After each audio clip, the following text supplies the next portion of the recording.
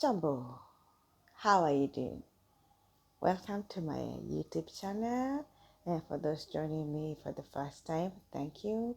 My name is Gina Kieti and I speak about everything and everything with life. Anyway, today morning, that is on 9th of September, I woke up to the news of the passing of Queen Elizabeth II. I don't know about you, but there are two stories that I can get out of this. And today I want to speak about trauma because it's geared towards mental health. I know they say don't speak ill of the dead, and I'm honestly not here to speak ill of the dead. I am here to reflect on the words of Steve Covey, who in the 7 Habits of Highly Effective People, the first chapter, talk about reflecting our death. How will people remember you?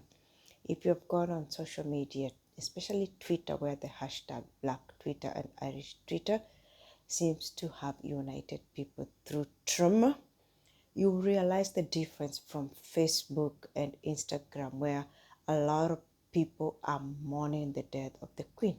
Why? Because pain is experienced differently. Me, you can have the same tragic event, but how we react to it will be determined by our past experience, our empathy level, and how our environment taught us to handle pain. So while the majority of the world is mourning the death of the Queen, there are others who are being reminded of the bitterness, the atrocities, the tragedies that occurred during her reign. Some experienced it personally, while others, their parents, their family, experienced it. I was talking about the same thing on my Facebook page, and I was shocked that one of my friends, a very close friend of mine, went the same high school. We did everything together, and today, almost 20 years later, I discovered that her family members are still having the impact of what happened during the British colonization and the Mau Mau uprising that happened in Kenya.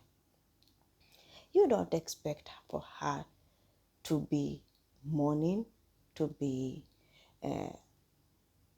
not being reminded.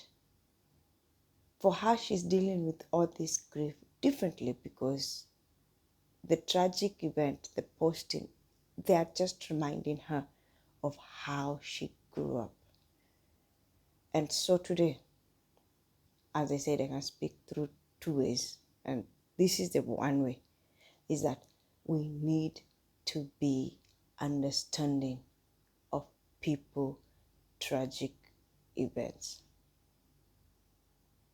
Do not be quick to judge when somebody dies and somebody is not mourning that dead person.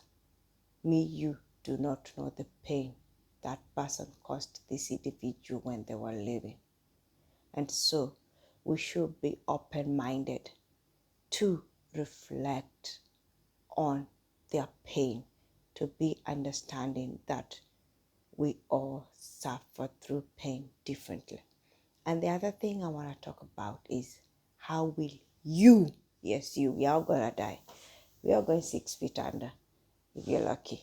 Some of us might go 3 feet under because, as somebody said, their graveyards are getting smaller and smaller. But at the end of the day, when you die, how will you be remembered? And that's where the Steve Covey story comes in. Will you be remembered as a person who created so much pain to so many people so that you can selfishly gain that which you thought you deserve from the world? Or will you be remembered as the person who helped others heal, who helped others achieve greatness, who helped others become better version of self? Somebody who was compassionate, somebody who was understanding. I know we cannot please everybody, but today we remembered that when we die, we are no longer in that era where people will say, we are not going to talk ill of the dead. People will talk the truth about how you made them feel. And so, please be that person who made them feel greatness to be in this world. And with that, I want to wish you a happy Friday. Enjoy it. And I will see you next week. Bye bye.